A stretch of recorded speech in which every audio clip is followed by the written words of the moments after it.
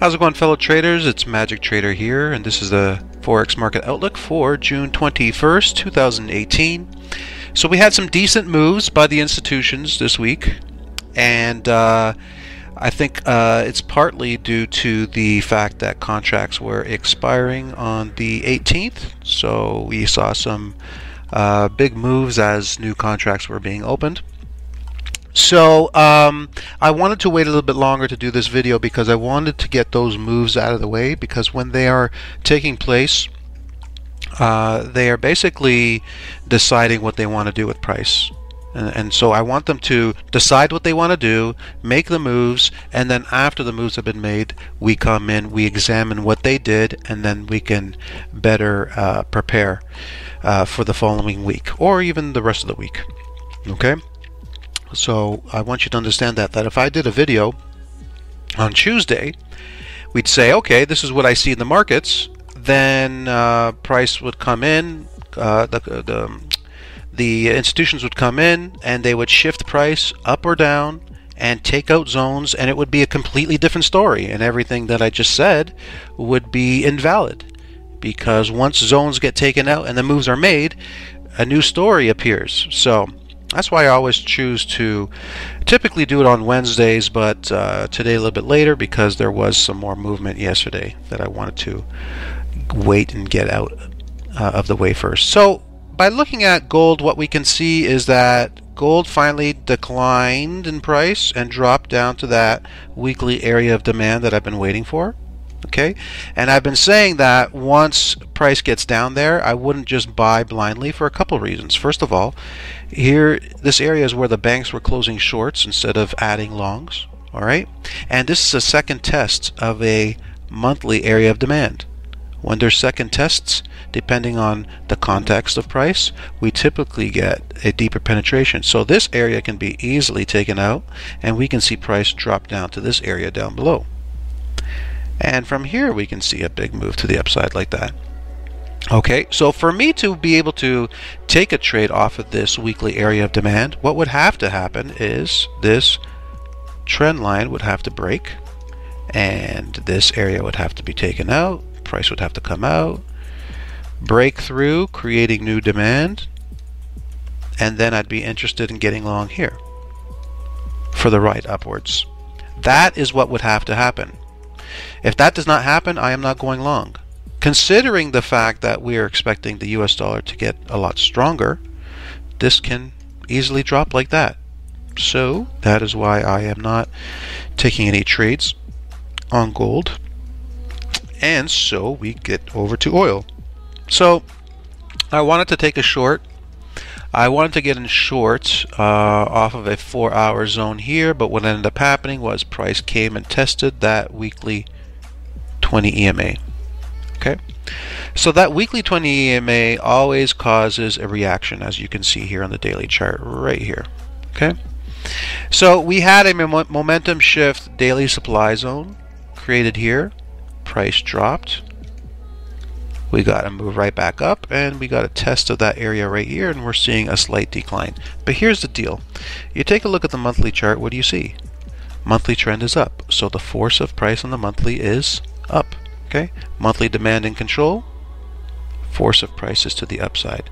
Momentum slightly shifting to the downside, but force of price is to the upside. What do we have on the weekly? Trend is up. Momentum is to the downside, but now weekly 20 EMA has been hit, okay, because we had a moderate force pushing price from the supply imbalance, and now we have a weekly 20 EMA being contacted, and so now we have a moderate force to the upside. So moderate force down, moderate force up with a weekly trend up. The power is to the upside. So monthly power is to the upside, weekly power is to the upside. We have a momentum shift on the daily chart. So is it a good idea to go short here when monthly is up and weekly is up and a weekly 20 EMA is being hit? If this weekly 20 EMA was not being hit and there was no trend line right underneath here, like let's say trend line was like this and no 20 EMA, yeah, I would go for a short here because there's no force pushing price to the upside. But because that weekly 20 EMA is right here and price comes down and it hits that force. It's a moderate force now to the upside off of a weekly chart. A weekly force, moderate force. Okay, so on a daily, to go against that would be not a good plan, because it could work. It's not to say that it can't work. It could eventually drop like this. But the last thing I'm going to do is look at the situation and say, oh darn, I should have just taken a short there, because look, it ended up working. Because typically in situations like this and like this, where weekly 20 EMA gets hit, the moderate force is to the upside, so it takes out daily forces. Okay, what ranks higher, weekly force or daily? Always a weekly. Okay, and when you have the wind at your back blowing upwards, it really does go against taking a short here. So taking a short here is just not a good idea. So the next trading opportunity would be to get in long down this area. Okay, we have monthly trend up, weekly trend up, daily is broken, so getting in long down here is a possibility like that. So waiting for that now. Alright, so let's go to the US dollar. So what do we see with the US dollar? So we see that price has created a new daily demand zone, right? No force in play on the monthly. No force in play on the weekly. It's in consolidation. But we have an uptrend on the daily, and we have a new daily demand zone being created. So what's the deal here? So right now, price is just in limbo in between daily, weekly demand and weekly supply. Weekly supply hasn't even been contacted yet. Take a look right there. Okay, so it's almost like price is just exhausting. But it could exhaust here. It could go a little bit higher, a little bit, and if it does not touch that weekly area of supply, then that weekly force is not in control. When a weekly force is not in control, then if there's a shift in price, it's only based on momentum dying out. Remember in one of the webinars I was doing an example of a ring on a string, where the more demand, you pull the string up and the ring slides to the opposite hand. It's the same principle here, right? Where do you know when the momentum is going to stop? If there's no force being contacted, it could stop at any point. The institutions can stop buying and it'll turn. Okay? But in this case, we're looking at the euro and trying to find where price is more likely going to turn, right? Because let's just switch to the euro. Euro is reacting to the same thing. The supply is in control in this case. That's right. Supply dropped price, but we fell short of hitting. So it's the same thing. Exactly the same thing. It's not reacting off of a force. So again, it's just momentum. So, you know, to even plan along would be disastrous here, because what are you planning along off of? Momentum dying? Momentum can continue at any time, so you know it's very dangerous to try to plan a counter trend trade, like trying to trade on a reversal of price. Okay, yeah, sure, we could get a momentum shift to the downside on the 4-hour. That could potentially work. But a momentum shift based off of what? Momentum dying? A momentum shift based off of momentum dying is not a high probability trade. Okay, if a weekly area of supply was contacted, or sorry, did I say 4-hour? This is a daily chart. If weekly supply was contacted and we got a momentum shift on the daily chart, boom, I'll take a short there any minute, because a weekly force is in control. But to take a momentum shift as momentum is dying on a weekly chart like this, it's low odds. Okay, so what do we have here? We have, it looks like momentum is going to shift. It could eventually drop lower like this. I've been waiting for a drop lower for quite some time, and so we could possibly see that in the making right now. No real trades to take though. So we move on to the Aussie, and I'm glad we're on the Aussie now, because I wanted to explain in more detail the trade setup that I had originally set up and why it was canceled. Okay, it's important to understand what's happening here. Okay, so let me explain something. So on the monthly chart, we had this monthly imbalance, okay, that penetrated here, a second penetration here that actually broke the ascending trend line. Okay. In fact, I missed something. Take a look at that. I just realized that I had missed something. This trend line was broken due to this area of supply. And look, we just hit it now. Look at that, right over there. This area of supply broke the trend line, price came up, tested it, and now we're seeing a drop on the monthly, which coincides with right here, the weekly supply being tested. Okay, so let's get back to it. So penetration here, deeper penetration, broke the trend line, price rallied up, hit the underside of that trend line and the monthly supply that was created from breaking that trend line, and we were expecting a deeper drop. Okay, so what ended up happening was we got this weekly or daily area of supply here. Let's redo that. The daily area of supply, that was a momentum shift off of price hitting this weekly area of supply. So we had the weekly force to the downside because a weekly supply zone was in control, and we had a daily momentum force off of that weekly supply zone that would have been great for a trade. We had a really nice tall red candle drop and another one, and what I was expecting was for price to come up, get into a short here, and ride price to the downside. Okay, so that didn't end up happening. Instead, what ended up happening was price created another 50% candle that removed an opposing zone and also was responsible for removing the weekly demand zone. So when that happens, we always have to look at the latest zone that was created on that same time frame when taking a trade. Okay? That is how my rules work. My rules are very specific. If this zone gets taken out, I can't take a short off of this zone. Okay? And here's the logic behind it.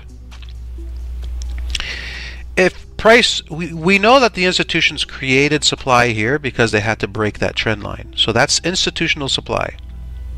If price dropped and they did not create any other supply zones and price just reversed back up, that would be the last official supply zone that the institutions created. So shorting there would be valid because we want to get into the latest zone that they use to propel price in one direction, right? Because let's just say, think about it. The institutions create supply here to cause a drop in price. If they need to reload because they weren't able to get all their orders in, they would have to reverse price in to get the orders, right? But if they pause price and instead of saying we need to reload back at these prices, they say no, we're good. We're looking to get into more of a short position, and we're happy with this price right here, the 74.20s, between 74.20s and 74.50s. We're happy getting in short here. And we know that they're happy because that is where they filled in so much supply that they took out an area of demand here and also a weekly area of demand.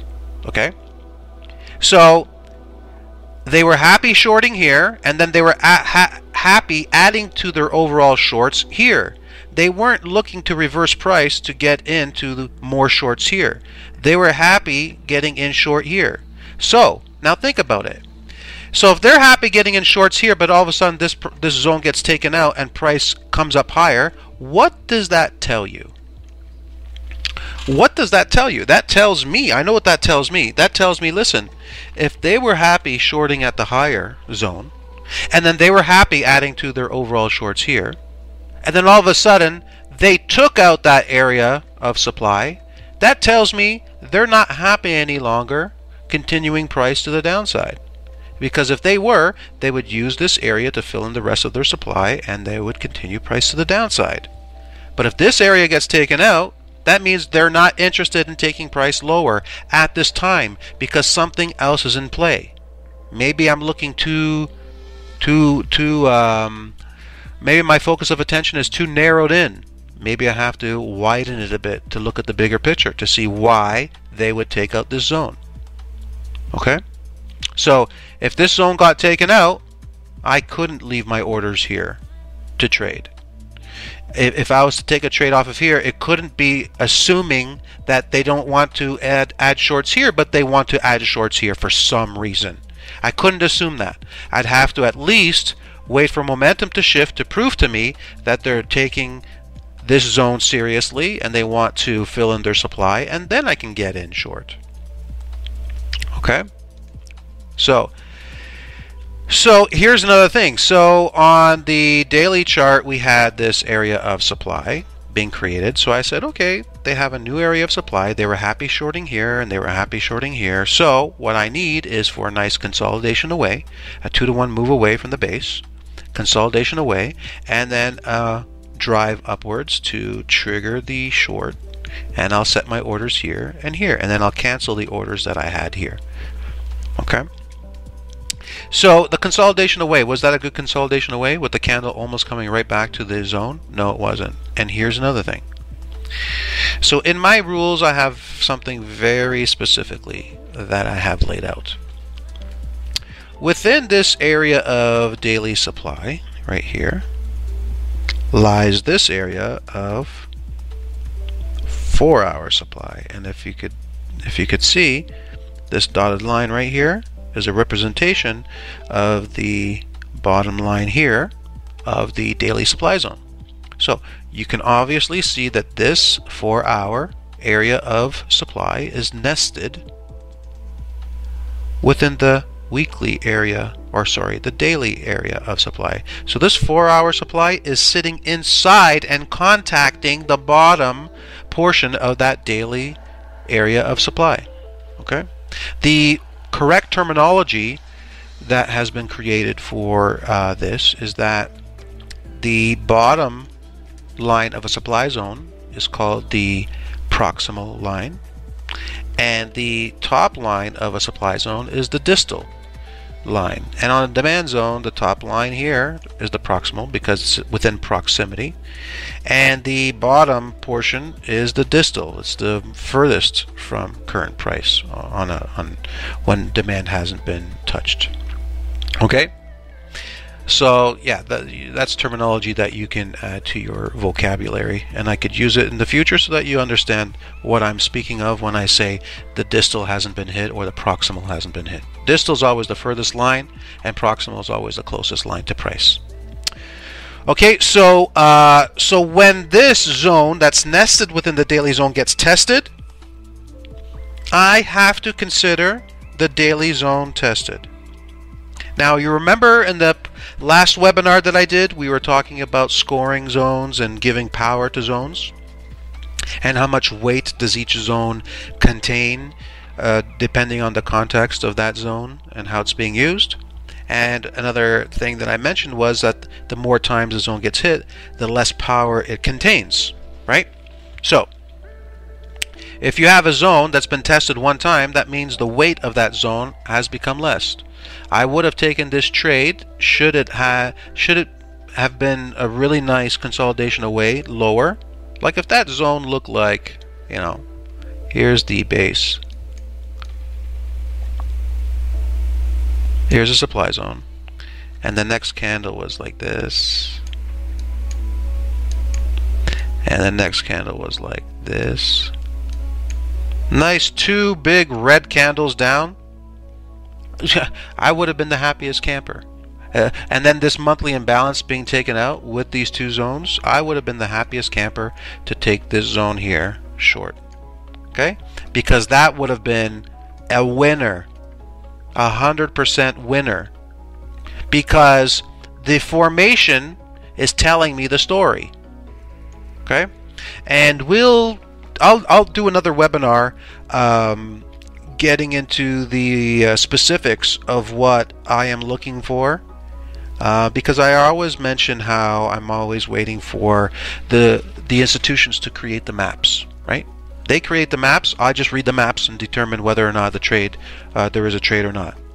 When the institutions create something that looked like this, if they would have created that situation right here, they would have been telling me that they are interested in taking price lower. They're waiting for it to exhaust so they can reverse and get in, add more of their short positions for a move to the downside. When this happens, okay, look at this. Take a snapshot of this right here in your mind. Okay? Take a snapshot of that. And look at this. Does it look the same? No, right? What I would have wanted is this. At least that. This is what I was waiting for, you know? If this is what would have happened, you know, you see how this here, the monthly, this solid line is the bottom of the monthly right here, monthly imbalance. If this would have happened, I can tell you right now, this would have been the probability of this trade working would go up to 90%.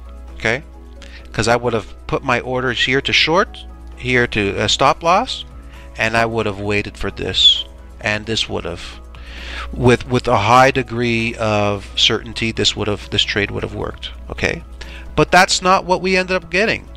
All right, so when we don't get this, we can't just say, it's close enough, let's go, because I used to trade like that. I used to say, oh, that's close enough. Yeah, it officially received a 2-to-1 move away, you know, even though it wasn't the greatest 2-to-1 move. And yeah, even though the consolidation candle came all the way back up and left a tall wick almost hitting the zone, I'll take it. Yeah, it hit a 4-hour zone that's nested within that area of, but it hit the 4-hour. It didn't hit the actual daily area of supply, so I'll take that trade. You see, because I made all those mistakes hundreds of times, I learned from those mistakes, and then I changed my rules to reflect what I kept on seeing every time I made those mistakes. And what I kept on seeing every time I made those mistakes in a situation like this is price would come up, take out this area, and come higher. Does that mean it's going to happen now? Maybe not. This doesn't have to be that time that's exactly going to happen, because there are times where price will come up, consolidate, and then drop. But what I learned is these situations are far and few in between. So I don't take trades whenever I see a situation like this, only because sometimes they end up working. Because I can tell you with certainty, of the vast majority of times I see this price action, these trades don't work. So because I only want to put the odds in my favor that these trades are going to work, every time I see a situation like this, I have to back out of the trade. Okay, so that's a good breakdown of what I was seeing there and why I canceled the trade. And now you can see, you know, we tested it once, and now we're starting to get a momentum shift on the 4-hour. You know, just about to break that trend line. Looks like it's going to break. Momentum shift on the 4-hour could easily push price up like this, and the US dollar is running out of steam, right? You look at the other US pairs, they look like they're running out of steam, so we could definitely see a reversal coming. So let's get onto the Aussie CAD. So the Aussie CAD, very messy chart. We have weekly area of supply and control. Bottom line is monthly trend is down. The weekly is in consolidation. So very difficult to take any trades here. We got that momentum shift on the daily chart, but it didn't leave anything clear, because if we draw this zone here like that, there was no consolidation away from that zone until right here. But the break of the trend line happened right here, and then price got back up. So that way, that's why I haven't drawn a zone here, because I want this situation to look a little bit more clear so I can determine how to draw the zone. Okay, Aussie Yen. This one's a messy chart. We got monthly in consolidation, weekly trend is down. So, you know, we could potentially get shorts if price was to get up here, but right now it's just consolidating. It's difficult to trade this one, because even though we have supply here, what's to say that this is going to do that, right? It's consolidating on the weekly. You know, price can go all the way to the top and break and reverse and get back up here for a drop. How would we know that? We wouldn't. You see how zones get taken out when price is in consolidation, right? You see how demand zones get taken out when price is in consolidation? Look how many zones got taken out. Look how many zones got taken out. Yeah, they may hold one time or 2 times, but we don't know how many times they're going to hold. So you can't take trades off of charts like this. It's just way too risky. We have to wait for it to make a move, out of these areas of consolidation, a good distinct move, and then we can determine what is in play. So I don't think this zone broke, but let's take a look here. The low here is 68.52, and oh sorry, I was looking at the wrong number. 65.83 here and 65.82 here. So it did not break on my chart. And I was saying that, you know, potentially we could get along here if we had the momentum shift. Oh, look at that, we got that big move to the upside here. And so let's see what's going on here. So the new zone is here, like that. Let me just update my chart. Alright, so we got a new zone here that was responsible for breaking this trend line right here. Okay, this is the new zone here responsible. So price is sitting within a weekly area of demand, but let's go through this. So we have a monthly imbalance in control, so moderate forces to the upside, but bottom line, there is no trend being held here on the monthly chart. Monthly's in consolidation, so moderate force to the upside. Even so, even more moderate than normal because there's no trend on the monthly chart. Monthly's in consolidation and a monthly imbalance, not a monthly demand zone. So moderate force to the upside. We have a weekly momentum shift demand zone in control, so that's decent. So we could definitely see a push to the upside. We have this area here, the daily chart, demand holding, hasn't been broken. So yeah, because this moderate force to the upside here, taking longs becomes a little bit more tricky. So yes, we have the momentum shift here on the 4-hour chart, and it looks like it hit the top of that. Yeah, it hit the top of this trend line, this wick here. Look at that. So it's working temporarily off that momentum shift, but it is quite risky because of that monthly force to the upside. And plus, Aussie is looking weak with weekly supply and control. So taking longs here would be risky. We have that move to the downside. Yeah, no trend on the weekly. You know what? Higher odds is to wait for this trend line here, a daily momentum shift. That would be higher odds. Yeah, so I'm not going to take any trades here until I do that. Let me just change it. So daily momentum shift required for longs. So we'll wait to see if that happened. Okay, so CAD, yen, pushing lower. Did this get taken out? Let me check on that. No, it didn't get taken out. So okay, trend line has to change here to reflect the move to the downside, like this. Alright, so monthly force. Monthly is in consolidation. No force is in play. Just lingering in between supply and demand. Weekly is in consolidation, lingering in between supply and demand, and daily area of supply is in control. But look, higher time frame forces are all over the place, so taking trades is just not recommended because there's no higher time frame forces in control to push price. Okay, we got the euro. So with the euro, I said you know, this would have been a good area to take a short if price had come and taken out these lows and like reversed from here. It would have been great, but look, it's like failing to even close below this area here. Look on the weekly. Yeah, it went lower, but look at the reaction that we're getting. So taking a short here would be risky now. We could, if we got a momentum shift on the 4-hour, leaving a zone behind, that would be great. Okay, so 4-hour, you know, we're already starting to see momentum shifting to the upside here. If we see another momentum shift, leaving a zone, that would be good for a short. But I can't just blindly sell here at this daily area of supply because of what I'm seeing here. So we have to wait to see how it plays out on the 4-hour chart. And Euro Aussie.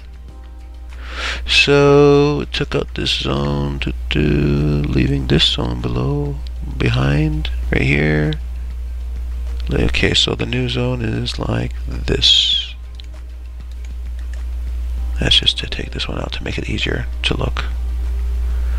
Alright, so a tested monthly area of demand is now in control. Do it like that so we can easily see it. Tested monthly area of demand is in control, price rallying right up into a weekly area of supply. So stuck between monthly moderate force upwards because it's tested to the upside, and now just about to hit a weekly area of supply, which will put force to the downside. So it's almost going to be like, you know, like this now. So can we take a long off of here? I mean, it'd be risky because you don't know how high it's going to go. If it's even going to go high, it can just break through and go lower. So Euro Aussie is not a good chart to trade. Okay, Euro CAD. This zone's been taken out. Let me change that. Okay, so weekly area of supply has been taken out here. And let's see. So on the Euro, so we are expecting more downside, but price could, you know, just reverse up short term like this, right? But bottom line is we're expecting a more weakness on the Euro. So by looking at the Euro, we're expecting more weakness on the Euro. We're also expecting more weakness on the CAD. So taking a trade off of this chart, it all comes down to which currency is going to be even weaker. I mean, you know, we could take a look at the CAD and we can see that it's just about to hit a monthly area supply, and how it's going to react from there, we don't have a crystal ball to know, right? Because we're saying that there's a very good chance that this area gets taken out to come up here and then reverse, so it's going to get stronger. So Euro and both Euro and CAD could get stronger, you know. The Euro could get stronger for a short period of time, and this one could get stronger for a longer period of time. So Euro CAD stronger for a shorter period of time, meaning it can come up here, hit a tested, you know, daily supply and drop, right? It can do that easily. Or hit this bearish engulf here and drop. I mean, we are reacting from a tested area already, so it's already weak. So tricky scenario, tricky chart. So, you know, when it's tricky like this, we can't take a trade. Euro pound, this is garbage, can't trade it.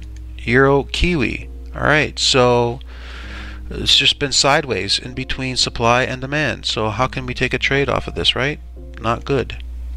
We go to the Euro Yen, and again, same thing, really not decent. We came falling short of hitting that daily area supply and then a drop. But I mean, this type of price action is not leaving us with anything to really trade off of. So we go on to the pound.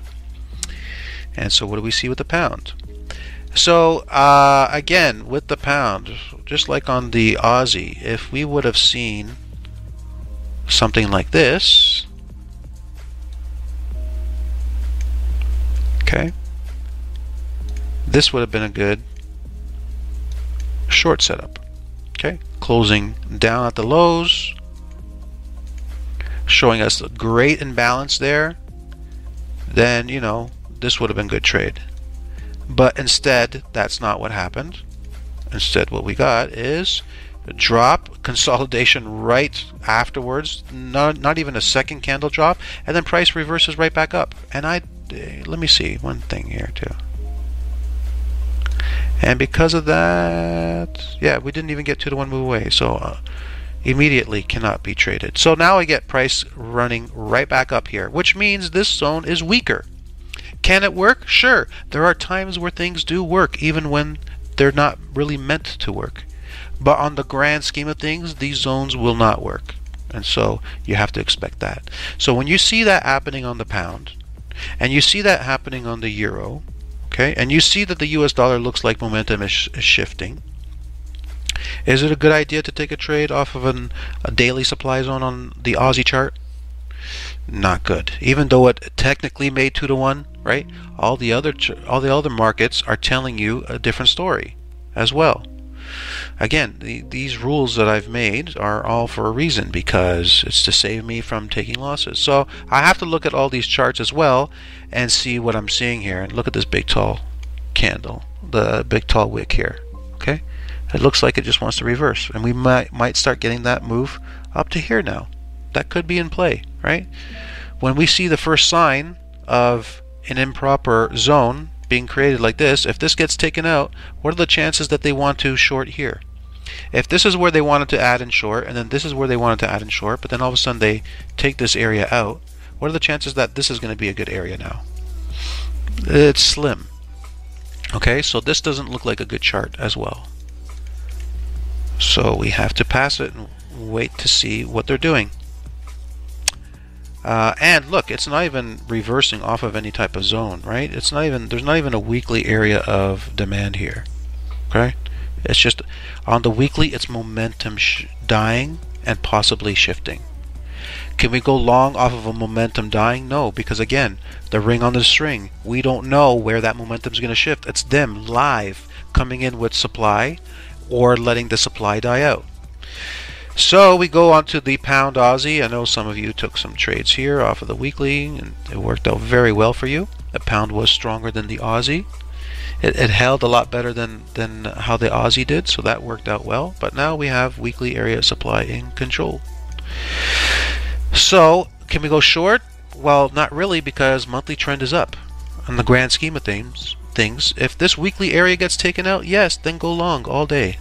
Okay, because the grand scheme of things, the monthly chart is up. So we'd need this to be taken out first, create new zones, and then we can go long. But we can't go long when weekly supply is in control. It's a momentum shift weekly supply, but it's momentum shifting off of what? There is no higher time frame zone here on the monthly. So it's momentum shifting off of an area that used to be demand. So it's a resistance area. So not good to go short there. Okay. Especially when we don't really know for sure what's going to happen with the pound. Is the big rally going to take place, or is it just going to continue to consolidate here before a drop? I mean, that's the question. Right now we don't know. All the signs are pointing to that there could be a big move to the upside, because when there's a lack of proper structure, that means proper structure. Think about building a house. If there isn't proper structure, what happens to the house? Collapses, right? Same thing with the charts and the supply and demand zones. They are the first indication that something is about to happen. So pound CAD, same thing. You know, we have monthly area of supply and control, which is nice, and we have this momentum shift. So let's think here. What's going to be stronger or weaker? We don't know. We don't know if pound's going to go up or not. But we have a good inclination that the Canadian dollar is going to get stronger very soon, right? So if pound does nothing and the Canadian dollar gets stronger, what happens? Right? We would need pound to get stronger and weak Canadian to go up. And for weak, strong Canadian, we would see it dropping. So there's a very good chance that if price gets up here, like for instance this zone here, that we could see a nice drop. With all the trading in this area, I wouldn't want to blindly take a trade here. I would take a momentum shift here, so I'll make that in my note. So it would be a daily momentum shift off of here. So price comes up here, reverse momentum, and then take shorts. I think that trade would work well. So let me put in an alert. Alright, alert is in. Excuse me. Okay, so we wait for that to happen. Pound, yen, ugly chart. Ugly chart. No trades available. Pound, kiwi. Same thing. Weekly momentum shift taking place and supply being created, but off of what? Off of resistance. Not a good trade to go short. Okay? If we were to go, we'd have to wait for a momentum shift to prove that this is what the institutions want to do. And we come to the US CAD. So it looks like this weekly area is going to be taken out, which is what I was expecting. And we could get a move up here. So with the higher time frame area of demand, what typically happens is it takes out lower time frame areas of supply. So this could just easily be broken. If you look at the trend line, it looks like we're penetrating very high up into it, and on the weekly chart that trend line's already been broken and penetrated through. Okay, so what could eventually happen is this area gets taken out, price goes even higher, creating monthly area demand. When price gets down here, that would be a super amazing area to get in long.